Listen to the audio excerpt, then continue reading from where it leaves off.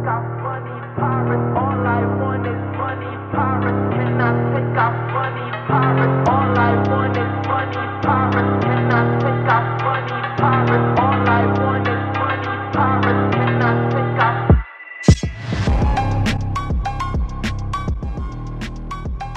Good afternoon, everyone, ladies and gentlemen. Thank you for coming today. Just a little introduction of CDA, who we are. Community Voice Australia has been formed to advocate for transparency and accountability from all levels of government and associated body. We support initiatives that protect and enhance the environment, the well-being and quality of life of our community and country. We believe people have the right to transparent information regarding any plans affecting their life, and that the community has a right to an effective voice in decision making. We stand for peaceful resolution fostered in an environment of respect and collaboration, always a respectful dialogue. So, our topic today, why cash matter? Our first speaker is Matt Lowe. So Matt is blending accounting and IT expertise. Matt has an eye on global financial trends and policy which will impact everyday Australians. He's increasingly concerned by the worldwide rollout of centralized models which are diminishing collaboration, ideas, experience, and the empowering community. Please, a big round of applause for Matt Lowe.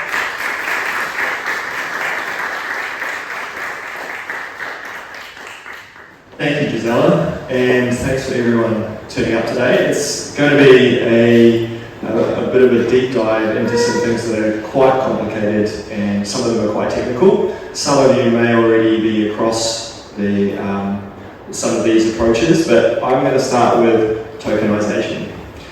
Which is a relatively new term, and just to give you an overview of what tokenisation is, how it's being used at the moment, or has been used, and some of the things that are in play for tokenisation, and then some of the things that we should be looking out for, because you probably have not been consulted or communicated to about a lot of these things that are actually going on in the background through big corporates or bureaucratic institutions. So that's a little bit of what I'll talk about. So what is tokenisation?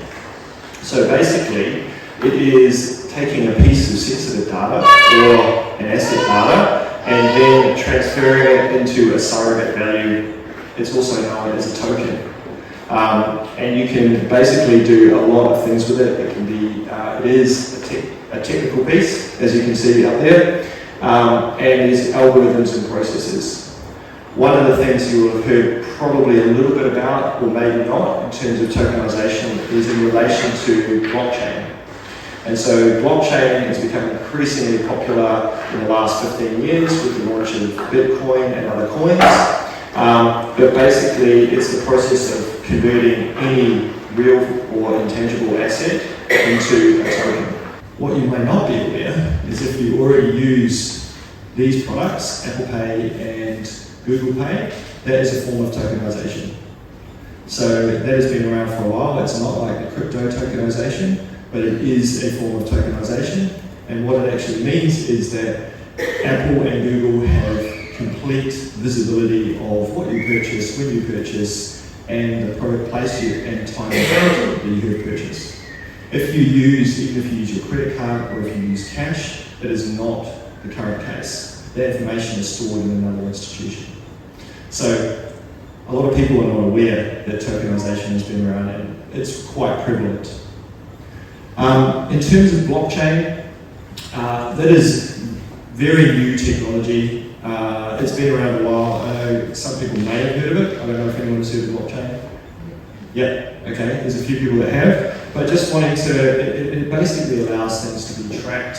It's open, it's transparent, and they're put together in blocks. For those who like pictures, and I'm one of those people, here's a picture. It's often displayed as what's called a Merkle tree. and you can research that. But basically, as you can see, there's lots of blocks, and they fit together to form basically a piece of code, which could be the end result token.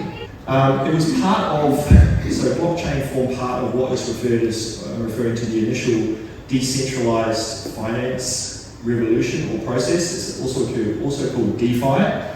And it was the start of sort of a revolution away from cash, but I would say probably more as the data was locked up in banks. And this actually pushed it away, it decentralized it. It was part of also a thing called Web3, and it's open and transparent.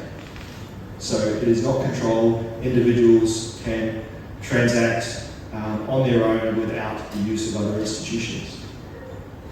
It introduced a few cryptocurrencies, and there's lots out there. Bitcoin and Ethereum are the two biggest. It also provided a way to navigate around the existing financial models that are in place, and it introduced a thing called peer-to-peer lending, which basically any of us can lend funds to anyone, basically through blockchain, and you don't need another institution to tell you what it should do, how it should do. So it provided a bit of freedom for people. It is a little bit technical. However, these early cryptocurrencies are what are referred to as unbacked cryptocurrencies. So as it happens with a lot of new technology, there is now quite a few additional cryptos that have come in, and they include asset-backed stable coins, which are often pegged to things like the US dollar or to gold. You can use those. There is programmed banked token deposits, which have been tokenized, and there's the beginning of CBDCs, which my colleague Laurence is going to talk to you about in a little while. So why are we talking about tokenization? Well, I just wanted to sort of raise that it basically did not require traditional finance services and systems when it was set up. And so people could actually, like with cash, transact without having to go through a financial institution. And interestingly, Paul Krugman, who's a Nobel Prize winner in economics in 2008, says the existing system has a financial crisis somewhere in the world every 18 months.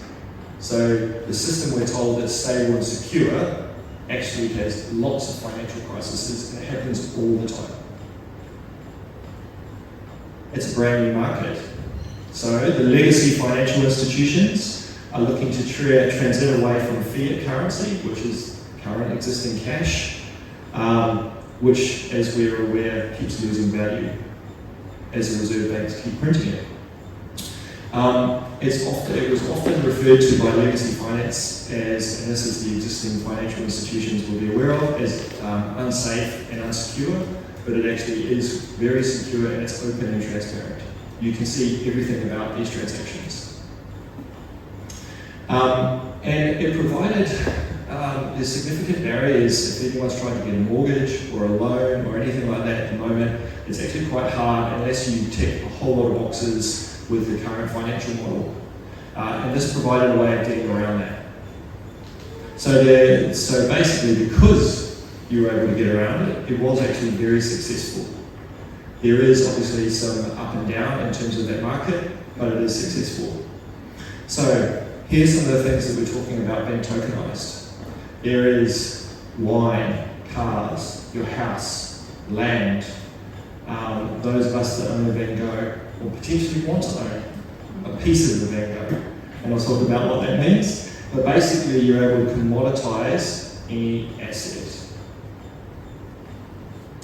Also, some things that have also been discussed: government bonds, carbon credits, the metaverse, property rights, perhaps even unit trusts or a new version of unit trusts. So anything that they can think of that can be tokenized. So how can it work? So this is just a little bit of the process. So you take the actual physical asset and then you show that you have value, or ownership I should say. It goes through a process and then there's a token that is issued and then people can buy that token. So Some examples. You have a very expensive property you might want to buy. You can split it, which is called fractionalisation, and you can do that with any of these assets, including art. I do believe there's a few artworks out at the moment where you can buy a piece of them for as little as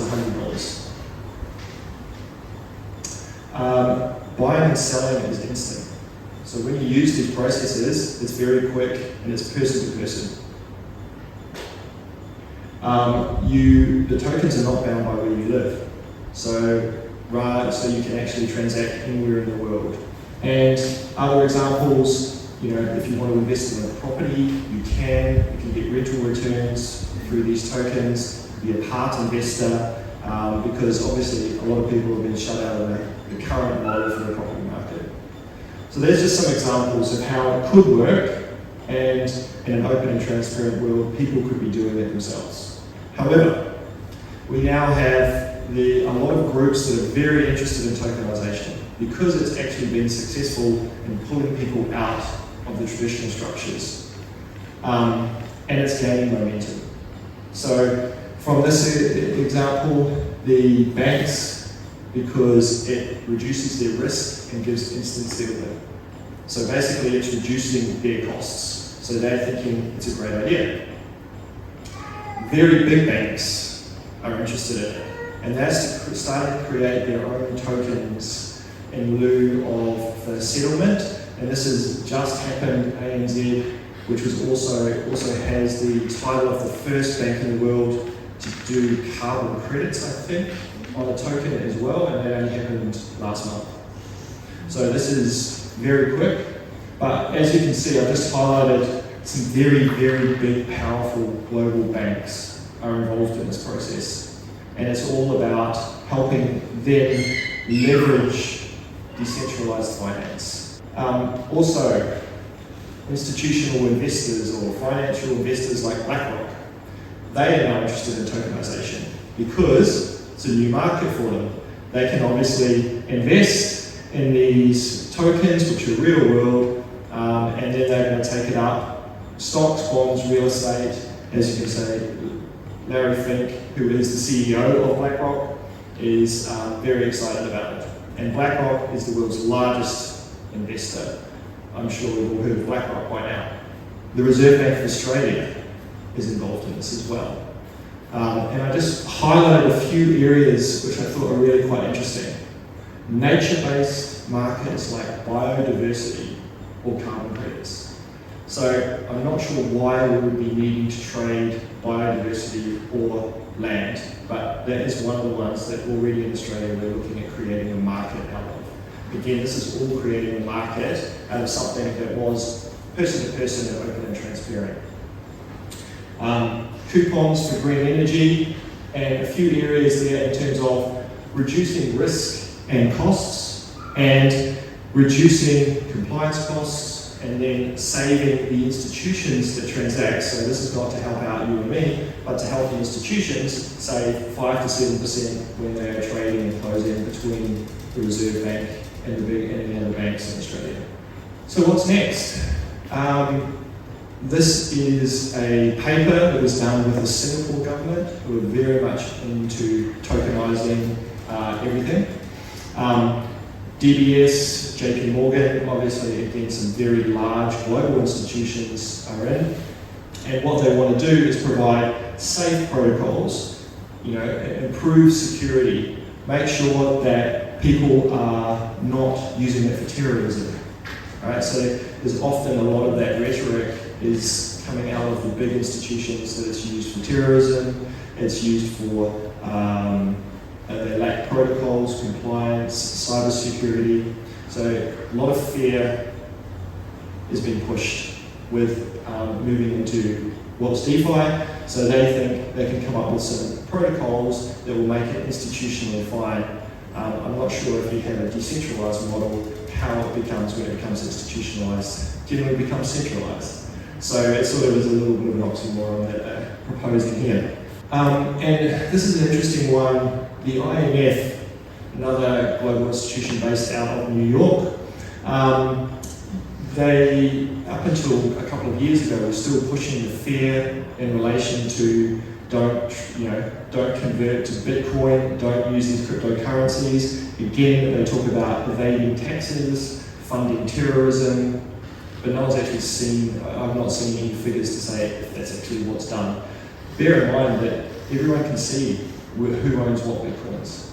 It's completely transparent. Yeah. However, this was only a couple of years ago, and what I would say is there's two countries at the moment, El Salvador and I think there's an African Republic two countries, and they wanted to move away from being tied to the US dollar, and they use Bitcoin. So that has become the currency internally. So that's quite interesting, but the IMF at this stage was just rolling out the fair rhetoric that it's going to be dangerous. As you can see, the industry has got involved, and there's some very big numbers that have been thrown around, which is what's got them excited. Reducing cost, innovation, it becomes accessible globally, particularly if you're already a global company. 97% of asset managers think it's going to be great.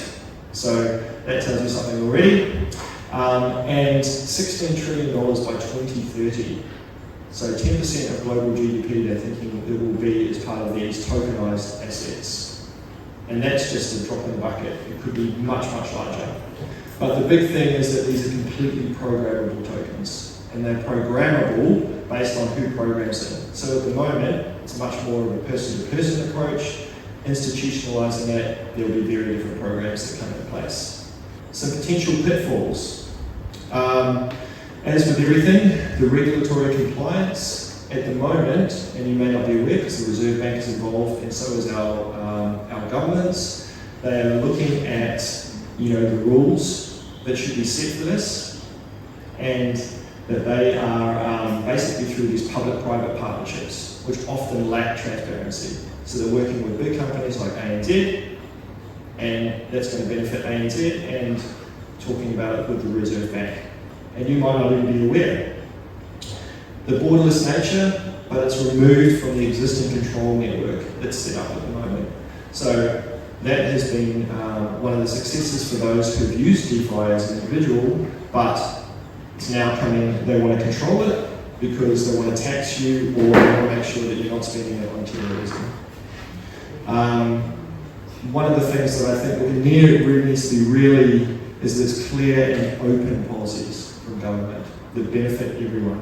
That's often not the case. Programmability, it's used to control and how and whom they can be used. So I think we need to be keeping a really strong eye on that when it comes up. And it's highly likely to be gamified. What that means is, if you convert to these tokens today, you're going to get rewards for doing it. It's all your choice to do it, but they're going to try to highly incentivize people to do it. But once you do it, you come into a programmed, controlled environment with these tokens. And unfortunately, it's highly likely to be linked to a digital ID. So to be able to use these institutionalized tokens, you have to access it by saying you're going to have a digital ID. And one of the things to think about is, has the current financial model actually benefited you and your community? I think if you think back over the last 15, 20 years, maybe even longer, it's a good question to ask. And the reason I say that is they're now at a point where, as you can see from that quote by Andy Schmillo at the recent ASIC inquiry, if anyone's had some time to enjoy a little bit of ASIC inquiry, but basically if a big bank goes down, it takes down the economy. That's unique. Doesn't happen with anything else, right? So these financial institutions, they've got to the point where we have to look out for them, otherwise we're in trouble. This has just been passed by the European Parliament. So they have, in the last week or two, actually just passed a bill for a digital ID. If you haven't seen it, this is really new. To be secure and trustworthy, all citizens of the EU and businesses will have access to this, but it's your choice as the words they use. But one of the things I did want to highlight, a couple of things. The wallet is a business model. I'm not sure how something that's been created for you to use becomes a business model, but that concerns me, and also it's free of charge. I think one of the things we've learned, definitely from a technology and social media perspective, nothing is free. So someone is making some money off this, but it's not transparent as to who it is. And of course, they always talk about, one of the things that concerns me is you can then verify with this the users behind a website. I'm not sure who, apart from maybe bureaucracy, would want to know who's the users behind the website. Often that means people who are disagreeing with whatever has been talked about as being tagged as some of us have been Facebook banned, all those sorts of things from social media. Now it's websites that have been targeted with these digital IDs. So you will need to log in to be able to use the internet potentially. There's been big pushback in the EU about this, but they've announced it. So finally, I just wanted to sort of wrap up.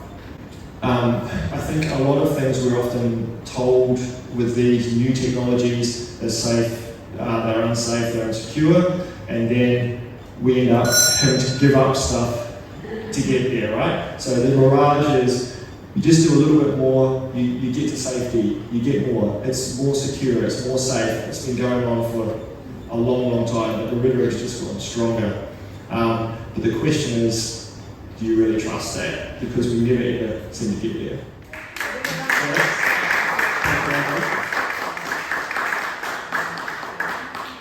Wow, a lot of information. Thank you very much, Matt. What a good, fantastic presentation. Yeah, to go around and to understand all of that, this does mean that we have to be much more aware every time. You know, open your mind, inquire your mind to read behind the line, to see what is happening and be prepared. Be prepared. My next speaker is Laurence Perrin. Laurence is a chartered accountant with diverse financial services experience, supports community-driven strategy to disrupt flawed globalisation model led by top-down centralist agenda. A big round of applause for Laurence.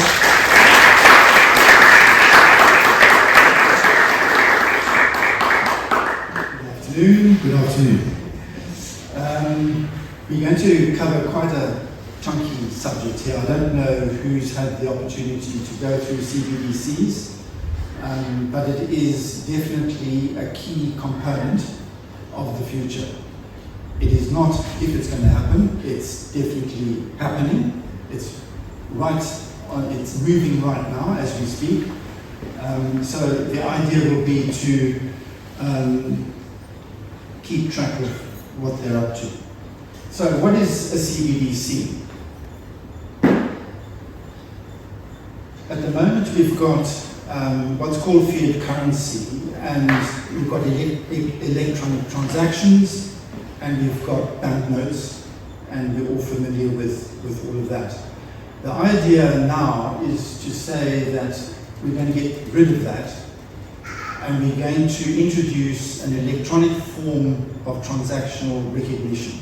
So every time a transaction is made, it's going to be through an electronic digital currency that will track and manage those transactions efficiently and provide us with lots of safety and security.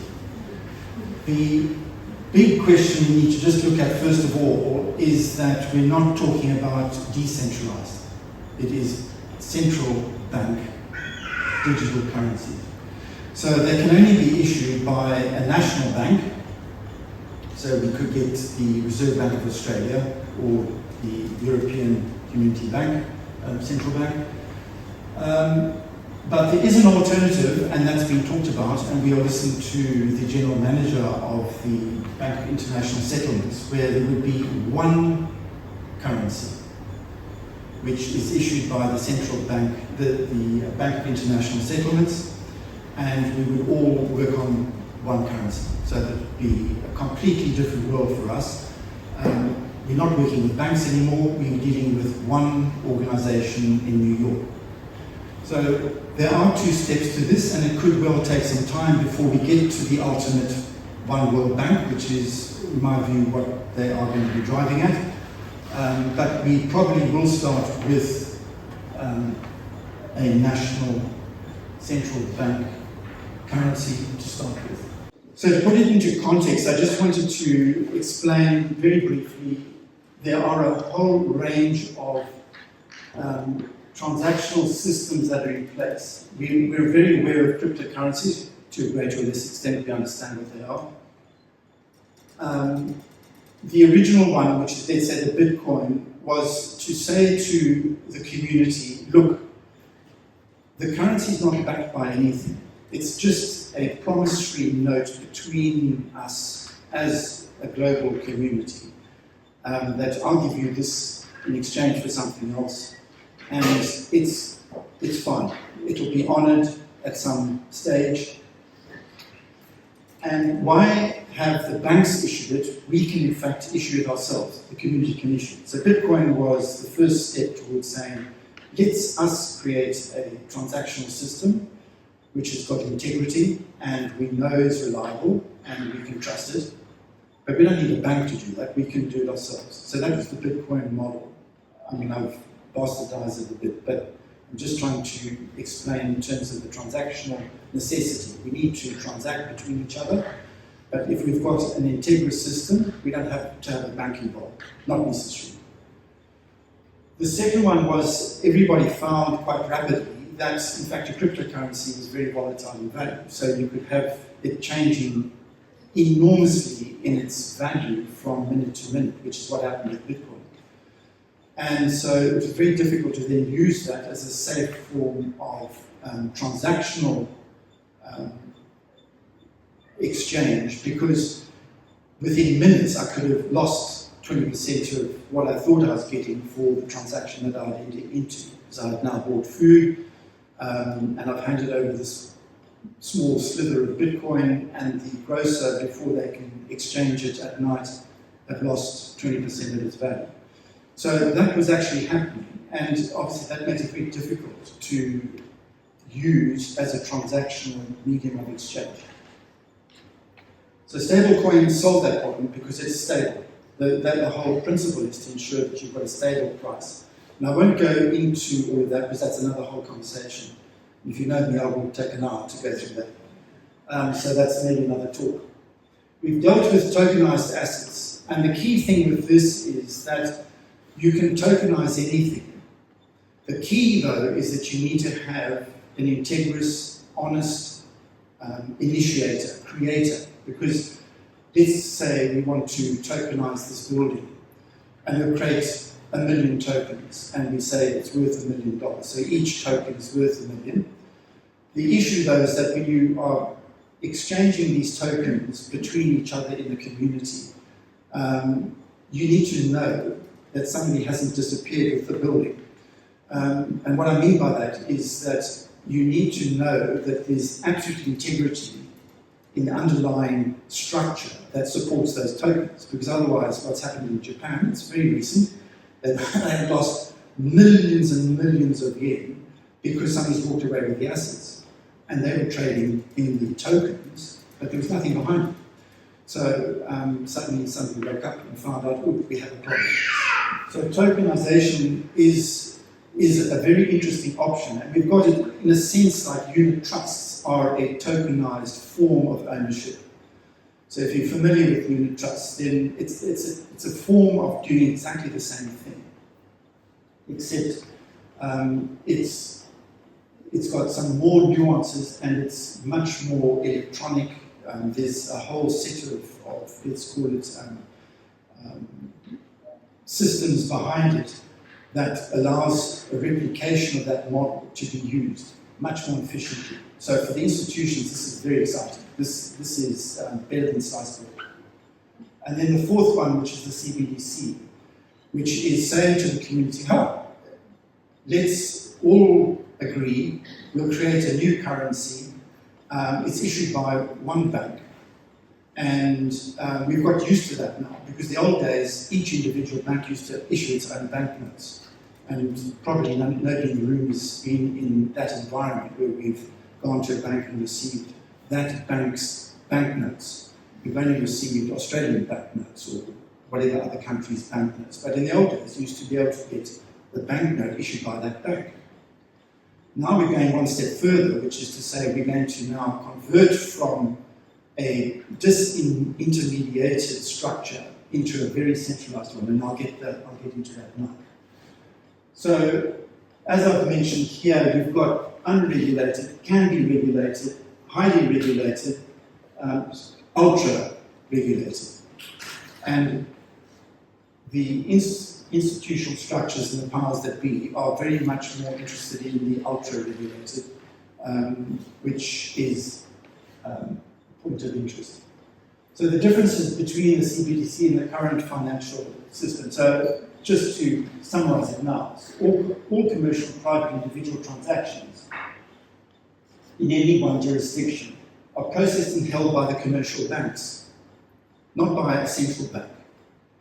So our transactions are all held in our bank accounts. We understand that. That's the way it is. Now they're going to change that. They're looking at changing that whole concept. You don't have a bank account. Yes, you have a bank account with the central bank, not with your bank. The existing model we've got includes the whole credit card payment processing system. That is also going through a decentralized structure. So you've got the various credit card issuers, or let's say underwriters, who are issuing credit cards through the banks. The banks are processing those transactions, but the unfortunate news is obviously Visa, etc., are able to get access to all that information as well, which is quite a complex process, but they are wanting to get their hands onto it. So I talked about disintermediation. So disintermediation, when you talk about disintermediation, what you're saying is you're trying to get rid of the middleman.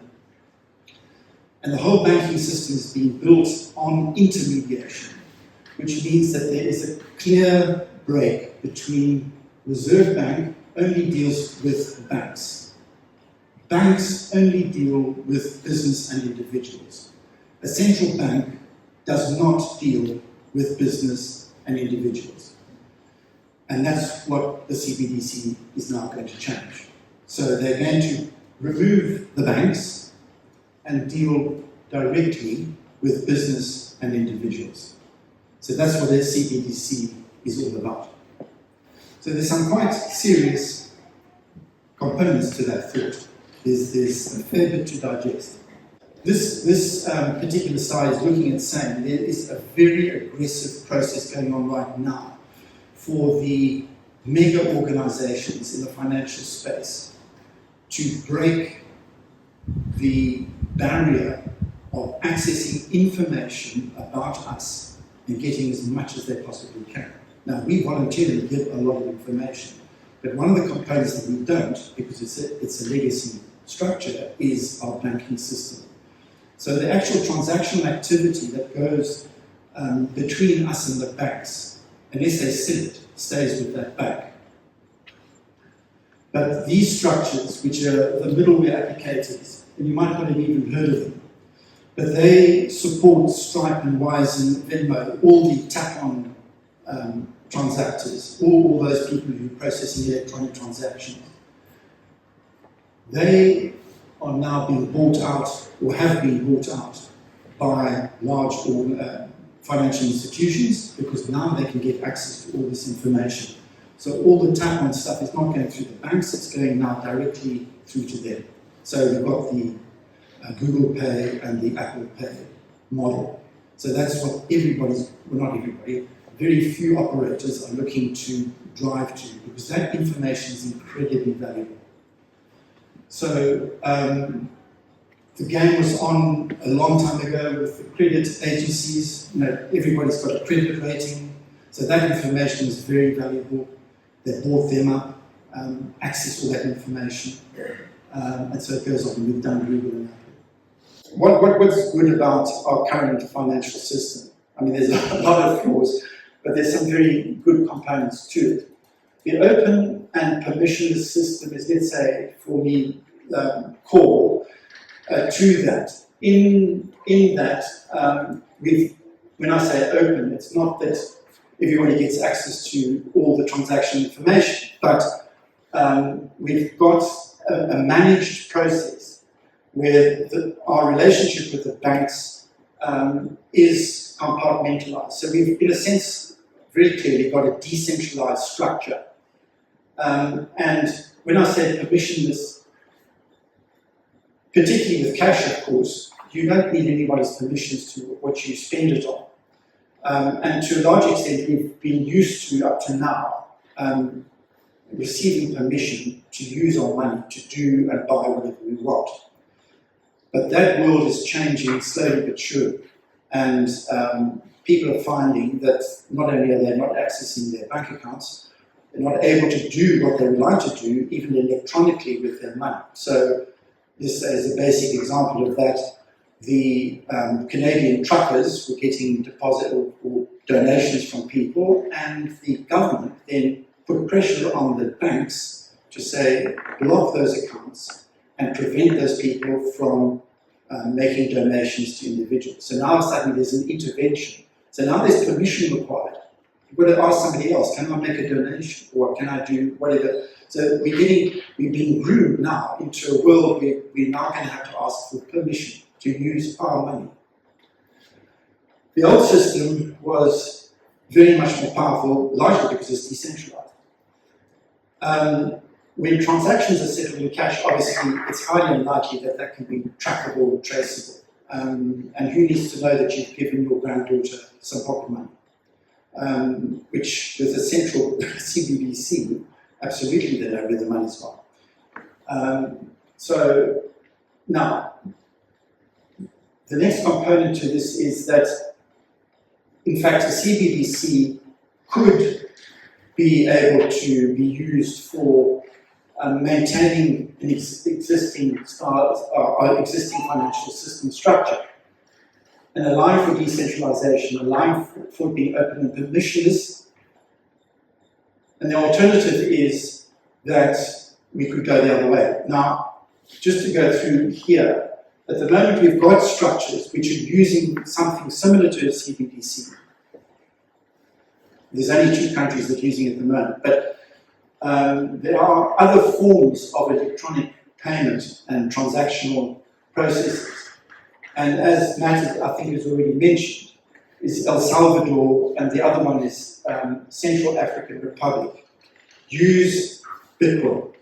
Now, not exclusively, but it is accepted as a legal tender, which is important because that means that you can settle debt. So if you have an outstanding amount, you are legally entitled to settle that debt with Bitcoin. And it's very interesting. I mean, I could go on and on because I really enjoy this. But in El Salvador, they've got Bitcoin Beach, which is where there was a few American guys got together and said, we really need to get Bitcoin cracking in the country, and we like El Salvador, which is highly dangerous. It's controlled by mobs and gangs. It's a really tough part of the world.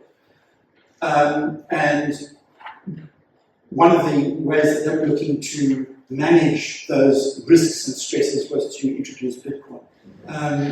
But one of the key things that they were looking to do is to say, we need to get out of the hegemony of the US dominance and control, who were dividing and conquering by using and supplying arms and whatever to various gangs, and to keep this place under mayhem. The Central African Republic is a very different story. That's a French dominant part of the world. Africa has got, particularly in that northern central part of Africa, is heavily controlled by another mob called the French. And they said, no, we've got to stop this. We cannot have. In fact, their central bank was required by law, because the French insisted on it, in depositing X amount of money into the French central bank and so on. So there was these very, very demanding requirements that most people don't know about, which were just holding the noose around the neck of various countries, including, I mean, it's not only the Central African Republic, but there's a whole lot in that whole section of Africa. But they took the step and said, no, we're going to now allow for Bitcoin. So these would be alternatives to a CBDC, and would work perfectly well and provide all the decentralized open permissionless structures that we've been used to up to now. And of course can run in parallel with cash. There's nobody who's got Bitcoin who says absolutely not acceptable to have cash. It's not a problem for them. It's not a problem for anybody. So if one hears to the contrary, there's an agenda in my view. So the CBDC can be used to centralize, control, and become rule-based. And that is done through an account system, so that you've got an account with the central bank, and it's not encrypted, it's fully open to them, of course, not necessarily to anybody else, unless they choose to share that information.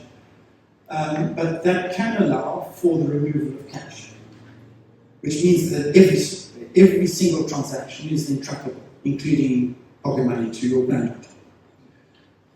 The idea of surveillance and monitoring of all transactions, tracking of IDs, through a whole set of moving rules and regulations is now possible. So we've got used to this. The rules and regulations can change at will. And we don't necessarily have any input because there's no democratic input into that. And if you've got a central bank doing this, they're not accountable to anybody. They're accountable to the government. So they can change the rules and regulations as and when they want to, which is, for me, a complication.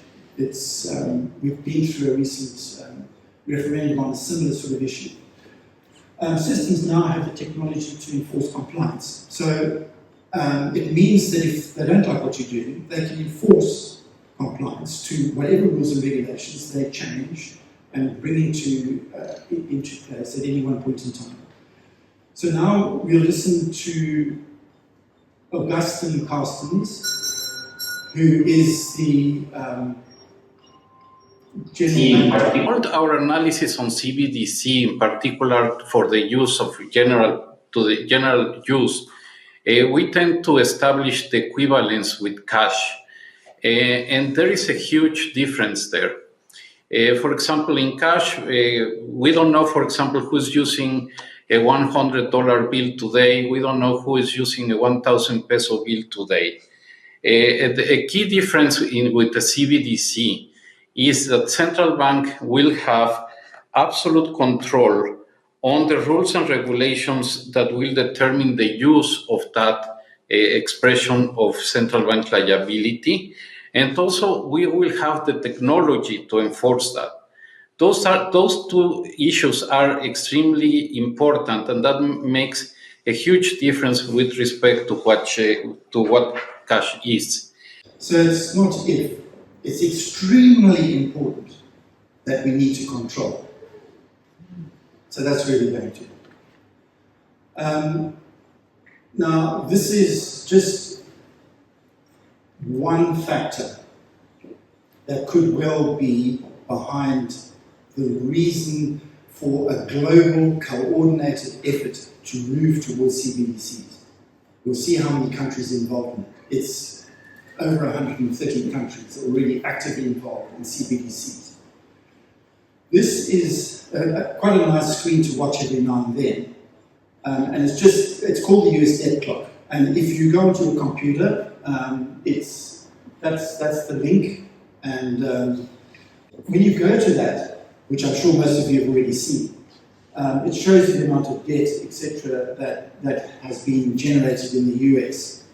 So they're talking now 33 trillion. That was on Friday, yesterday. And it goes up fast and furious, as we will see. And what is very helpful is if you go to that link, that shows that particular one is the Reserve Bank Louis of St. Louis. And they show you the amount of interest that is being paid per quarter. So I haven't got that slide up, but we are now, as it says in the top there, annually the US is paying $1 trillion in interest. So we're getting to a point where the debt model is so out of control that they could pull the plug on it at any time. The model fails and we now fall over. And they could use this as one of the mechanisms to move us into the next era of financial markets. Another complication, or let's say a layer that we need to be aware of within CBDCs. You'll see, I'll come to it a bit later, but we talk about a retail CBDC system and a wholesale CBDC system. The retail is for the useless eaters. So for everybody in the retail market who's a citizen of the country, we will be participating through the retail CBDC system.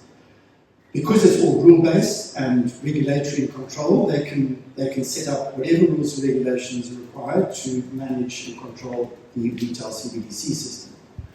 The wholesale CBDC system is for another layer of society and can be used for global corporations, etc., who would then not have the same rules and regulations for a retail CBDC. Now, there's a whole lot of countries that we've got that's being piloted, and in fact in Australia we've got both. They're piloting both the retail and wholesale CBDC systems.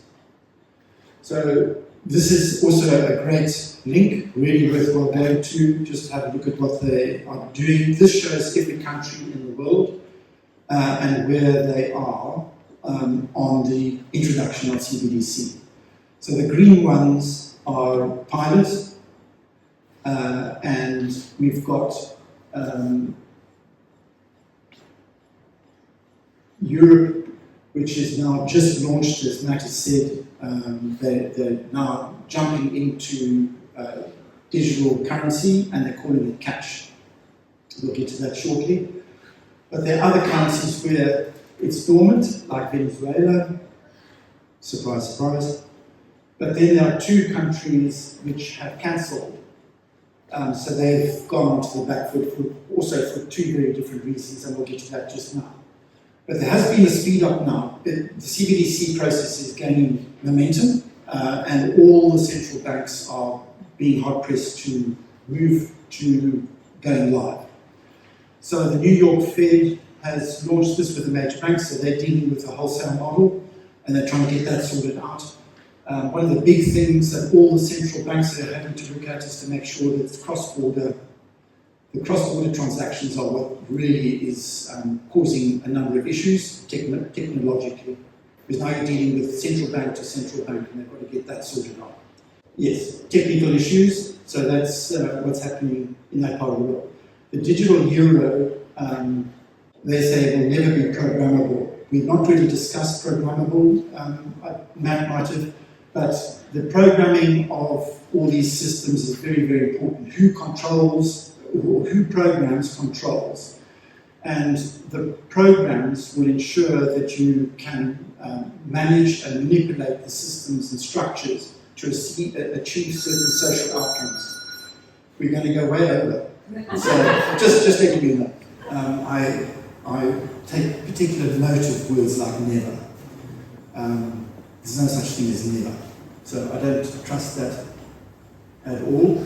China, as we know, now this is a very interesting one, because they've in fact not got a CBDC in the way that we have been going through. They've got a different model, which was very clever, because they wanted to disintermediate themselves as China from the international financial markets. And so they now work with their banks to roll out a CBDC. They called it CBDC, and part of their mission was to have social credit control.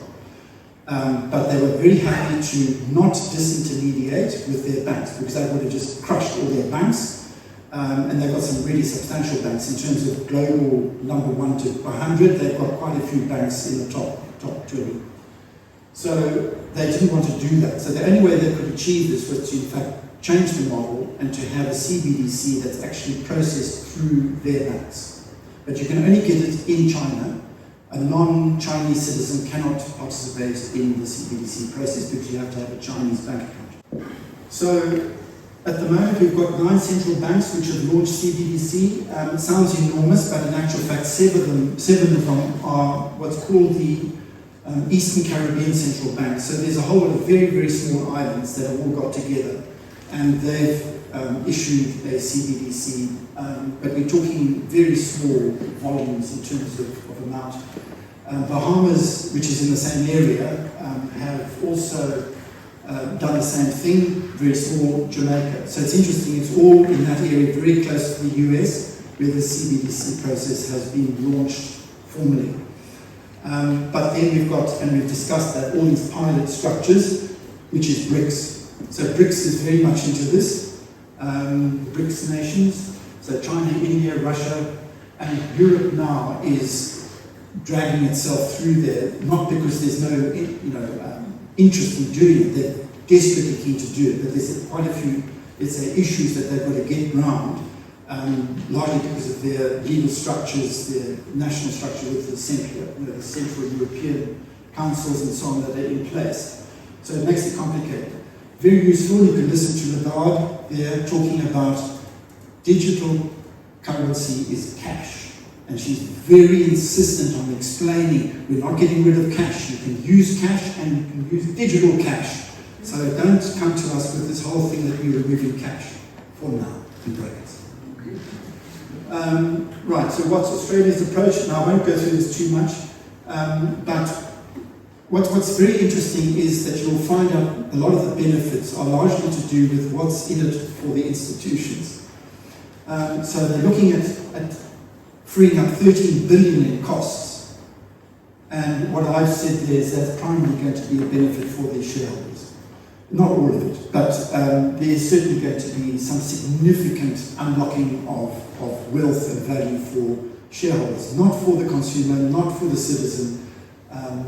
So that's why, that's probably one of the reasons that the banks are going with this, because the CBDC is actually destroying the very banking system that's there now.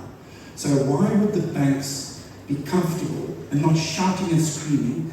They used to be the four largest listed companies in Australia. They're not now, but they were. So they are incredibly powerful. I mean, they make up, I don't know, it's something like nearly 40%. It's around about 30-something% of the whole of the ASX capitalization. They are enormous companies who have significant power and certainly influence politics without a question. So if they were unhappy, they would be screaming a long time ago about saying, you're destroying our business model and what are you doing? They're not. So there's clearly a clear mission in place here. Just very quickly on banknotes, one thing to watch is, are banknote issuances going down? In other words, the number of banknotes in the circulation, is that going down, yes or no? Now, for the last 20 years, it's been going up every year, in fact, every quarter. And if you want to go and see it, you can go to this link, and you'll see every quarter, I think every month, they show you exactly the number of banknotes, 5, 10, 20, 50, the number of those notes in issue. And it is only now that we've just seen a very small dip in banknotes in issue, down 1%. So it went from 101 to 100 billion in cash that's in circulation. You can see the new generation, they call them NGBs, new generation banknotes, which are to prevent, what do you call it? Counterfeiting. Yeah, thank you. And that's been highly successful. And so now we've got a situation where a large proportion of the banknotes in issue are, in fact, the new generation. So in terms of that being an issue for politicians or anybody else, it's gone away. They've solved that problem. So we don't need to go to a digital solution to solve all this criminal activity. So those are the two countries. We won't need to really dwell on this, but Ecuador originally started in 2000 They went to a CBDC, but what they did is they said, we'll create another model, which is a one-to-one. So the digital currency will be backed with $1. So if we issue $100 billion in the economy, there will be $100 billion in the Reserve Bank of Ecuador, and so it can be exchanged one for one. It was an absolute failure because they've heard these stories before. So there's many citizens of the world who've been through the processes, they hear things, we'll never do this, it's always going to be safe, whatever, and so blah, blah, blah, and they've lived through exactly the opposite. So in their case, they didn't take it up, even although it was purportedly backed by one-to-one, because they know that at a certain stage, certain individuals can get their hands into the safe, and then all of a sudden there isn't the dollars in the bank account, and so now it's not back to one-to-one. So that was failed, and that system's been cancelled. And Nigeria was an absolute disaster, but not because of CBDCs, but what they did was that they announced they were going to go cashless in January of this year. But to do that, you need to have a bank account, a CBDC account, with the central bank for every citizen of Nigeria. Small problem, they forgot that actually, they should have done that. And so now they have millions. I don't know what the population of Nigeria is, but it's substantial. Over 200 million. They didn't have all the bank accounts, so people now had no cash and no bank account. And now we have to operate. Unfortunately for them, this is the level of thinking. They then had an election in February, the next month, and surprise, surprise, they lost. So the ruling party was out, and in fact it was so bad that the governor of the Reserve Bank was imprisoned for incompetence and all sorts of things. Right. So now, there are a whole lot of benefits. There are some benefits of CBDC, but there are prices to be paid for the benefits. So convenience, we know that this is what they're driving at, and all their messaging is all about convenience and safe and secure, all the same old words repeated, but there's a price to be paid for that. They like the idea that it's trackable and traceable because now they can monitor and control everything. And what's not talked about is that, in fact, now with CBDCs in place, not only can you control individuals, but you can control businesses. So if businesses are not playing the game, they can also be ground out of the system. And if you've got a Bank of International Settlements CBDC, in other words, global, then in fact you can actually destroy a government because you can just set up a whole set of rules, and for that government who are not complying, who are resisting the system, they can also be expunged. So, yes, it can prevent theft, fraud, and illicit activity unless sanctioned by the issuer. And I say sanctioned by the issuer because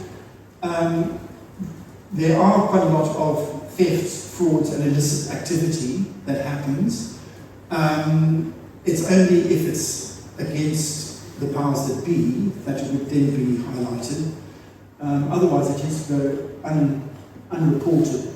So the trackable and traceable is now in their control. They can decide whether this is now going to be good, bad, or different. We've got quite a few other benefits.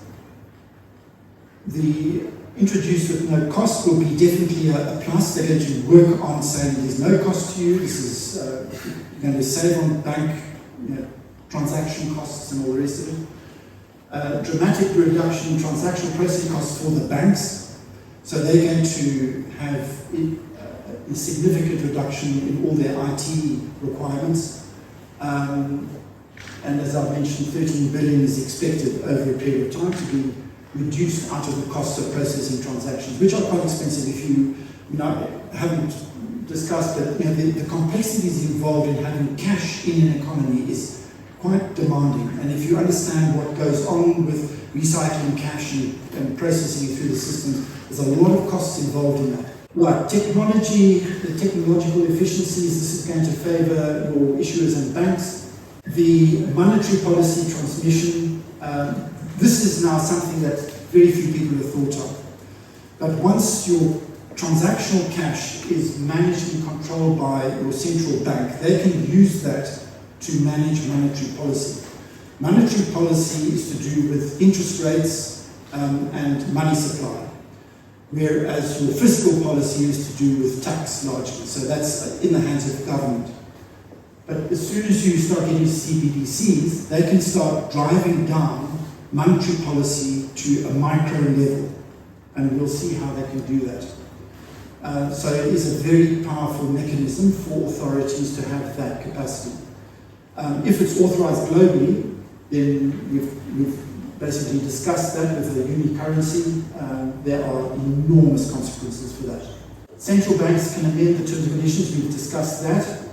The BIS could introduce one global system of taxation. Nobody's talked about that. But this is something that CBDCs is well positioned to help in terms of managing and controlling the society. And it's very helpful for governments when it's linked to the financial system, because now we can manage social credit scores, which we're not necessarily well familiar with unless you've been and lived in China. But without a CBDC, it's a little bit more difficult. With a CBDC, the power and control of the individuals and being able to set social credit scores becomes easy. It's all in the same system. The risks, which we have already discussed to a certain extent, so I'll skip over this, but just with regards to this, one of the additional pluses of introducing the CBDC, as Matt has also mentioned, is digital ID. And you need digital ID with your CBDC because then you know exactly who's doing what at any one point in time. And it means now that you can control behavior and you control whatever anybody's doing, which includes accessing the internet. You can turn it off. They don't have access to the internet. Business and government services can be denied, but now selectively. Not, Armadale's got no more, government services. It's you as an individual can be turned off. Buildings, facilities, and amenities can be turned off with your digital ID. Transport, including public and private vehicles, including Tesla, can be turned off. So if you've exceeded your carbon credits, or you're in the wrong place, or you are whatever you wanted, hunted down, they can turn off your car, they can find out where you are, won't get access to public transport. Moving outside of your residential zone. So it can get right down to another lockdown into your house, which we've gone through the trial, very successful, I think achieved quite a bit of the outcomes that they were looking for. And so digital ID and CBDC, very helpful for authorities in terms of social management and control. Obviously, you lose privacy. Businesses, which is not talked about as well, lose control because now there will also be digital IDs in there. And if you're not a big enough business, then you're not going to be in the wholesale CBD system, you're going to be in the retail CBD system with a whole lot of rules and regulations, which are going to potentially cause issues. So they can block transactions, they can freeze accounts, track your consumption behavior, whether it's good, bad, or different. And limit spending or saving can be achieved by negative interest rates. Now, they've trialled negative interest rates successfully. Europe had negative interest rates, and in fact, I think Nestle had a 100-year bond at a negative interest rate. If you're not quite familiar with what a negative interest rate is, briefly, it is that you will get no interest for the entire period of the money that you lend, and at the end of the period, you will get less back than you invested. So you invest $100, you might get $90 back in 100 years' time. Forget inflation, we're talking nominal, and no interest in between. And that has been trialled, it's worked.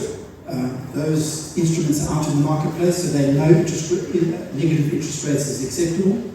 And in certain instances, it does actually make commercial sense, but not when it's controlled through CBDC. It can also be used to manage carbon credits, social credits we talked about, and levying of taxes and fines directly to your account because they know exactly who you are and what they're going to charge you with and fine you with or tax you with. What I've suggested is that it probably makes sense to have another talk, but what the interesting part is, which we've not gone to, is to be able to say the World Economic Forum came out with this advert last year, I think, maybe the year before, which is to say that you'll owe nothing and you'll be happy. And they mean it. They were deadly serious about it. This is part of their mission.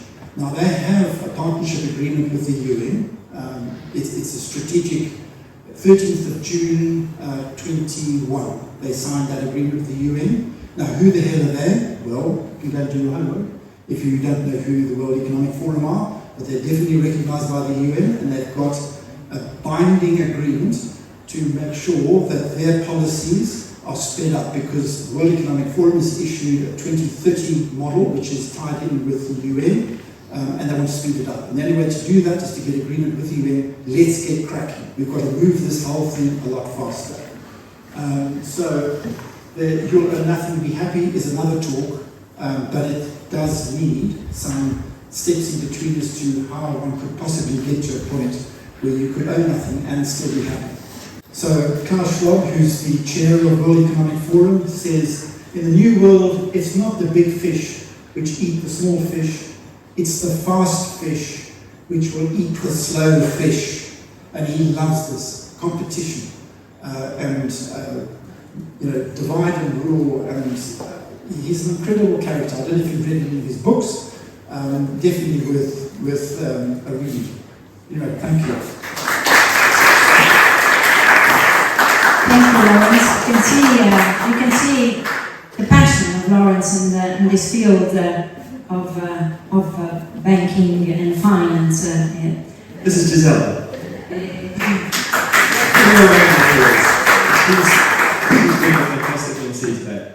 So Gisella leverages her extensive life coaching experience to empower individuals, fostering their genuine involvement in decision making.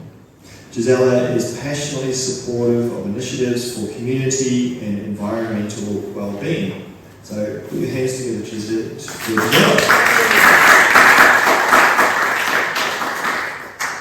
Thank you, Matt. So we all heard about problems. So, what can we do together to find solution? Solution. So, before I start working with you about solution, I would like to start with two videos. The first videos, okay. So Matt has got it behind me. So the first video that is the people involved in this discussion. So Professor Warner, who is an economic from the London School of Economics and a doctor from the University of Oxford. He's a university professor in banking and finance. And the lady is that he's talking to is Catherine Hoston-Fitz. He's an American investment banker and former public official who served during the presidency of George W. Bush as a United States Assistant Secretary of Housing and Urban Development for Housing. So you can follow her on the Solar report. So just to let you know that are two highly expert people that they are talking. Okay, thanks, man. It's possible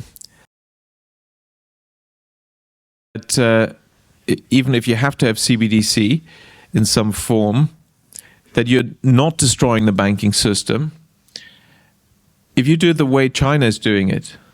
Now you have to remember, China only recently introduced their banking system, and it seems they were not willing to already give it up. They have already CBDC. It's still a pilot project, but it's introduced, among millions of people already. But it was introduced on purpose in such a way that it would not harm the banking system, and therefore is a more truthful sort of update of the old paper money. But of course, it still has the control aspect. So at least it's not killing the banking system. The way they do this is by requiring you to have a bank account in order to get CBDC. So it's not a direct account at the central bank. It's only through your bank that you can get it. You see how simple that is, and of course could be done over here, but they're not discussing it in say the ECB is not discussing it because you see their agenda is to get rid of banks. But this alternative exists. But then of course the key problem is this control aspect, which at the moment they haven't stepped up in China, but that can be introduced any time. And that, of course, is a concern. Also, they never talk about the nature of this CBDC. What is it actually going to look like? They never talk about that. Right. But I heard one European central banker tell me what it's going to look like. He saw it. He was invited to one of the old central banks in Europe that are very much promoting this. And they showed him, and he's a top executive director of another central bank in Europe, and there's no reason to believe that he was telling me a story. And it was around this large, and would be implanted under your skin. So that is the plan. Right. And of course, that has other implications on top of what we've mentioned. On top of the control aspects, because that actually enters your body, in my view, violates human dignity, and can be then used for even in terms of functionality beyond the monetary and economic transaction purposes. So highly dangerous and definitely something we have to oppose. And so using cash is one of the things we can do to make sure that the hurdle will be higher for the central planners to introduce the CBDC. Some important things that we can do together, and we think that we don't have the power, but we, the people, have the power to change trajectory, to change situation. And one of the things is, let's do it together, let's take action. So we are realizing the importance of keeping cash.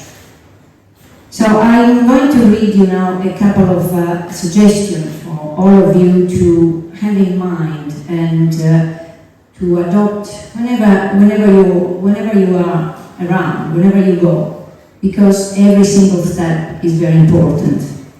So, for example, use cash whenever it's possible and let everyone know why you're using cash. I go around with you have seen the flyers here at the door, and you can download them from our website. You cut those little flyer into a size like that, and you can see there by Amanda at the door. You can take them, and when you run out, you can go into our website and you can download them. You cut them in pieces like that to keep them in your wallet. Every time you pay cash, you give this to the person why you have paid cash. And it's clearly stated, I pay cash today for a reason, to save this business money on transaction fee, to give this business more control of their profit, to support my local economy and community, to keep my purchases and location anonymous, to keep cash alive. Every time you do this, then walk out of establishment that refuse to accept cash. Don't be worried to leave that establishment. Don't accept cash and say, okay, thank you very much, I will take my business somewhere else. Because cash, remember, is still a legal tender. So they, should receive cash. Start with once a week. Make it is your mission. For example, Cash Friday. You take one day of the week and say, today I go out of the house, I don't take my credit card, I don't take anything else, I pay cash. Every day, every week, in this day, I go out and I pay cash. You don't realize that all those little things, they are not little, but they really are very important. Another thing that I go around and do, I go to your personal favorite shop, print those cards that I will show you now, that you found them also on our website, make a copy and then ask the shop owner if you can display it in the counter. You can have it on a small size. I go, and Amanda has gotten there. You can have it on a small size. You can have it on an A4 size. You go to the shop. Or recently at the coffee shop in Terrigo, I laminated a copy like that, where it stated to the valued customer, cash is a preferred method of payment. They put it on the window. You can do it also on an A5 size. Just talk to your personal shop, your favorite shop, hairdresser, coffee shop, and go talk to them and say, okay, would you like to have this? And in return, you can even ask them for $1 donation if you want. But I'm doing it out of my pocket. I go there and I say, can I put this one? I go to my favorite butcher or my favorite and start like that. Consider organizing in group. Group is very powerful. Example, a big group, 50 people get together and agree to do a big shop. Fill up your trolley, shop on the same day, same supermarket, filling up your trolley for the checkout, the human checkout, and have everything scanned before bringing out the cash. Petrol station, fill up at the petrol station only cash to pay. Restaurant, group of friends goes to a dinner, no phone, no credit card, only cash. The reason it works is because it organizes a large group, so one person here and there, it doesn't have the same effect as a big group. And try to go around also with small notes. Establish a relationship with your local store, prepaid in advance. Create trust, integrity. So you can also have buy as well in bulk and divide it amongst the people. So all those things are crucial, important at this time and age. Educate anyone that come in contact with you. Hold meeting with your friends and family. Educate the children about the value of money. Create a system where you become the educator. One teach the other and you create a chain. So like for example, all of you today, you are here. Each of you can educate another one. That one can educate another one. So you are becoming the teacher, and this is the chain that can create a movement. And you can educate everyone that comes in contact with you. You can do it. You have the power. We have the power. We the people have the power. All those steps are fundamentally important. Start reducing online and digital financial transactions. Decentralizing financial power can significantly improve our economy. Join with interested neighboring and explore practical opportunities, particularly around local fresh food. If we grow our own food supply, it will make it much harder for the bankers to control the transaction system. You have seen on the video of Laurence's presentation how the Augustine Carsten from the Bank of International Settlement said, no cash, because cash they cannot trace where the cash is. Form a circle of trusted people. Create a financial action club.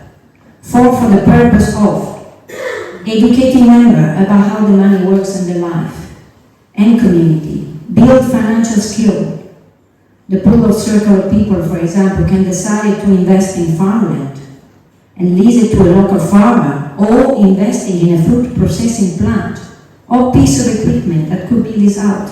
So there are really a lot of ways. As I said also earlier on, purchasing a bulk of food and shares among your community. Let that, you are creating a macroeconomy in your neighboring and community. And this is so important because the money stays around. In each community, you are creating this macroeconomy. And that is hard to control. Bank at a small banking or credit union bank, talk to your manager about the danger of CBDC system. But before I go into that, because I want to show you a video for this, can you put a second video? Thanks, Matt. Some good news out of batshit bonkers Britain, although I'm on the Isle of Man right now, which does not belong to Britain. But anyway, cash. So cash, for the first time in a decade, cash use has gone up. And it hasn't just gone up by a little bit. It's gone up by 7%, which is actually massive and hugely bucks the trend. And it's the trend of this thing that really matters. So for the longest time, over a decade, cash has been on a massive downward trajectory. And you will know that the plan is to get rid of cash, to digitalize everything. And in fact, a bank called, I think, Macquarie in Australia has just come out and said by November 2024, no more cash, no paying in, no checks, no nothing, all digital. But because of glorious people in the UK, and I would like to say a huge well done to anybody involved in campaigns to keep our cash or keep our cash campaign, whatever, you are being glorious. So a 7% uptick, if you look at the graph, it's sizable, it's substantial. Mainstream media are trying to explain this away. They are saying, well, it's due to the cost of living crisis, and people find it easier to budget if they have cash. Which begs the question, well, why are you getting rid of it then if it helps people budget? But they do not want to acknowledge that actually one of the reasons I believe that there is a shift, and a dramatic shift in the trend, is because of people like you. Good people who are determined to use cash more, to stand up for cash so that it does help our elderly, so it gives people a reason to have conversations, so that people have a form of currency they can use where you can't also be tracked, where someone one day can't just turn it off or take it away from you or control you by the use of your digital currency. So I choose to believe that this massive 7% uptake in the use of cash is down to you, is down to the massive silent majority that want to keep cash and are beginning the fight back. And the one thing I say to everyone when they ask me, what can we do? Do more of what pisses people off. The people that are trying to control us, the way we fight back is we do more of it. They piss you off by trying to make you a bloody locust-sucking person. Eat more damn meat. They want you to travel less, fly more.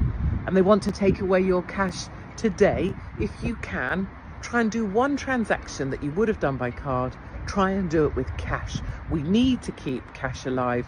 It's a great conversation point for our elderly. It's a brilliant way of being able to live our lives outside of the control of the tyrannical state. And I want you to look at that graph and the uptick and know that you guys are fighting back. And that graph shows you that we are starting to win. So that is, you are winning. You are winning. So what does it say? Every single of you in this room can take action. Action today. Go home. Talk to your family. Talk to your friend. Do things that matter, and you can change the trajectory. I have another video that will put a smile into your face, because when I said try to bank at small bank and credit union and talk to your manager about the danger of CBD system, I came across a couple of days ago in the media about the Australian Post. And I'll just show you briefly this video, because it's encouraging what the Australian Post is doing. There's no connotation, political connotation to the video and CDA. It's just that I found this online, and I thought, this is very encouraging, and could also put the people into kind of finding another bank. Could be the post office. This is the CEO of the post office. That service has been put in place, and since we've seen an increase in the number of bank closures, that the pressure that's been placed on our post offices that provide bank at post has increased. Customers are looking for a broader scope of services. Small businesses particularly feel that they're not able to access what they would traditionally access through their banking branches, and indeed the provision of cash has become an issue. Whilst a lot of people say cash is going to die, we certainly don't see that, particularly in certain demographics and also in certain neighbourhoods where cash is still prevalent. When we were set up, we were never established both from a physical perspective or a service perspective to deal with cash. We are happy to extend the range of services we provide to customers at Bank at Post, be it small business or the provision of cash, but we would need that to be funded by the banks. A good example is Kupapidi.